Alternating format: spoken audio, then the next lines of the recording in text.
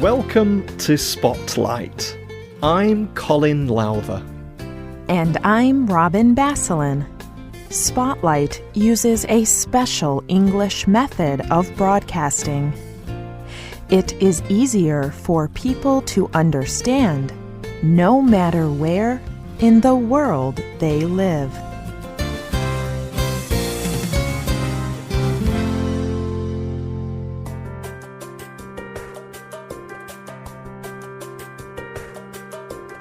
Mr. Banani is a farmer in the African country Mali. Mr. Banani shared his story with reporter Lydia Polgreen. One day, his brothers encouraged him to try a new crop. He had trees around his farm to protect his food crops from the wind.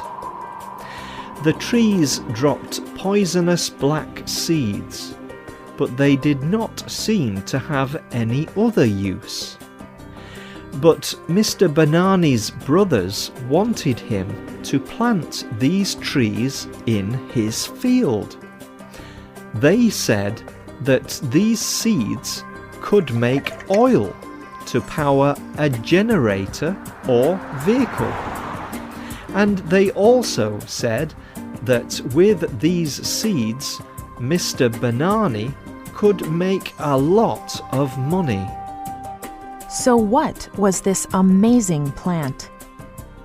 Are farmers like Mr. Banani successful? Today's Spotlight is on the promise and problems of the Jatropha plant. The ground is dry. It is covered with sand and rocks. The wind blows the sand around. There is no sign of water, but under the ground there is water in small amounts. And this is enough for Jatropha. When it is too dry, Jatropha is dormant. It sleeps. When there is any water at all, it will start to grow again.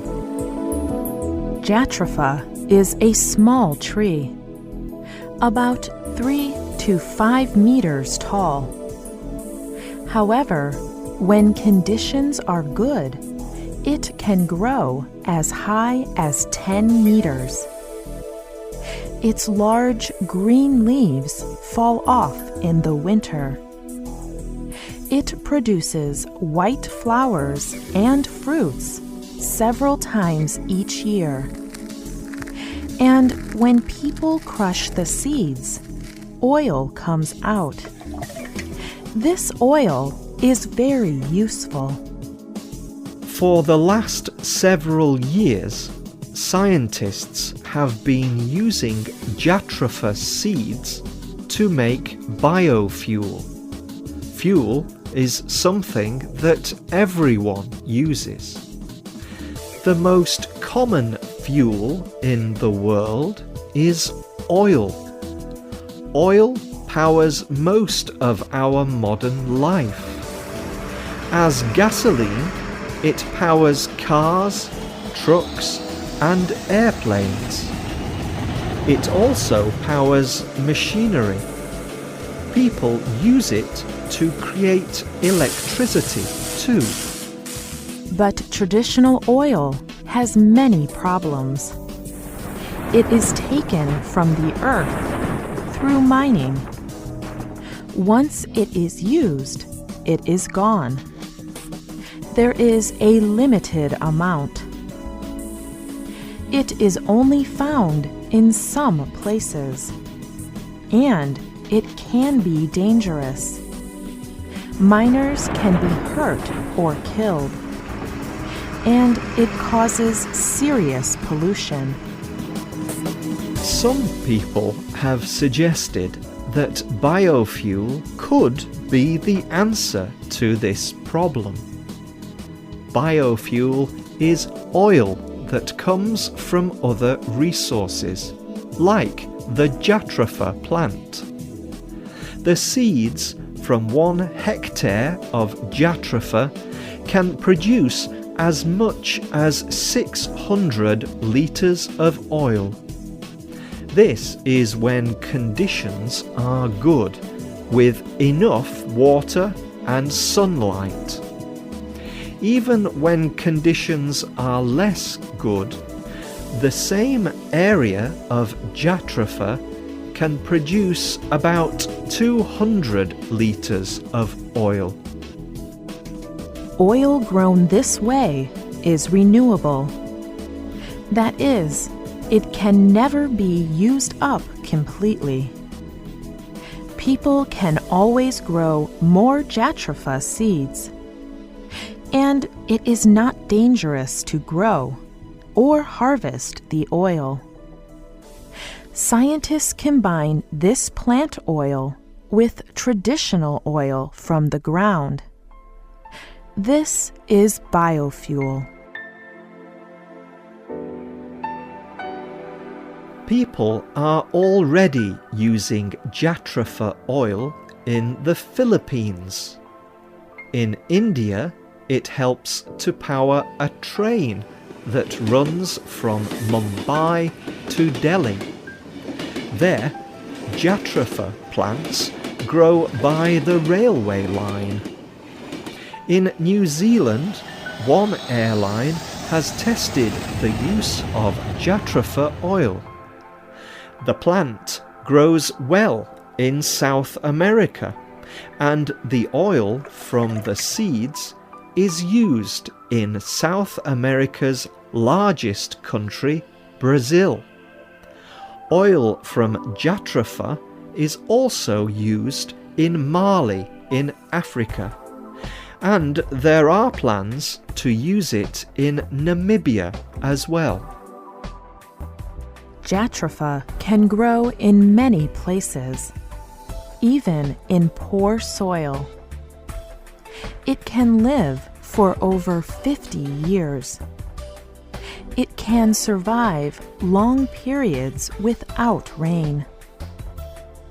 And instead of taking food out of the soil, it feeds the soil. People in India say that the plant is easy to grow. By putting its roots down in sand, it prevents the land from becoming a desert. For the same reason, it helps to prevent the rain from washing away good soil. In some places, farmers use it between fields to protect their crops from high wind.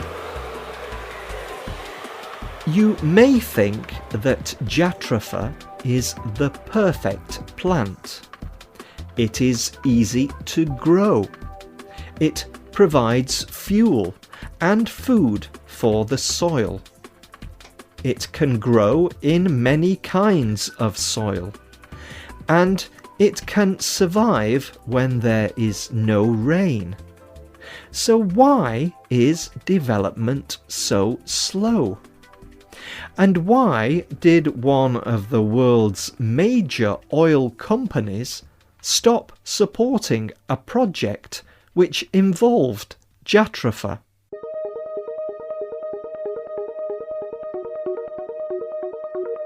One reason may be that the plant contains poison. People can cook and eat Jatropha seeds, but eating even 3 uncooked seeds can kill a person. So, Jatropha cannot be used as a food crop.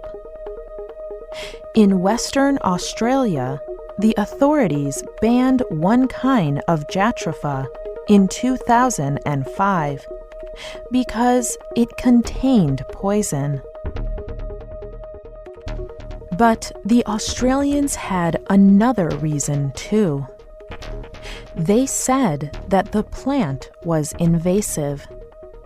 It takes land away from native plants. It spreads quickly, and it can kill other plants.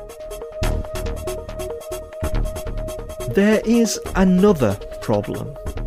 Farmers in many places hope that Jatropha will be a way to make more money. European countries are trying to increase the use of biofuels like Jatropha. Because of this important market, governments in developing countries have encouraged farmers to grow Jatropha.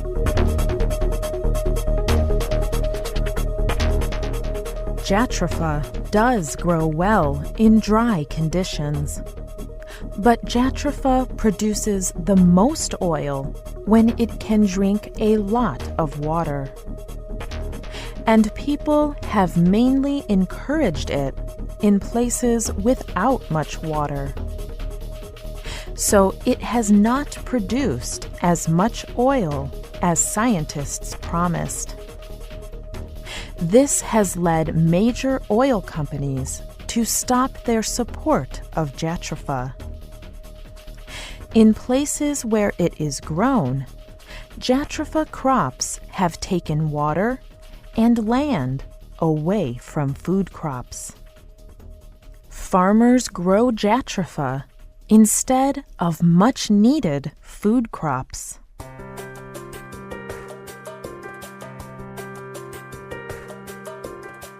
The last word today comes from the people of Kenya. There, the government is encouraging farmers to grow Jatropha. But people are afraid that Jatropha will stop good native plants from growing. They are also worried about how much water it will need to grow well. The country is moving forward with Jatropha plants, but will it help or hurt the farmers? What do you think? Should farmers and companies invest in Jatropha? Or should they be concentrating on other kinds of plants?